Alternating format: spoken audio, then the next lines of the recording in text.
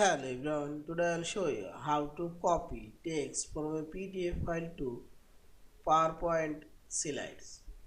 Open your PDF file with Foxit PDF Editor and select Home option and click on this arrow and select Text and Image option. Now drag your mouse cursor and select your text you want to copy. Now click right button for your mouse and select Copy with Formatting and go PowerPoint file. And now press Ctrl V for your keyboard and set this text now pop.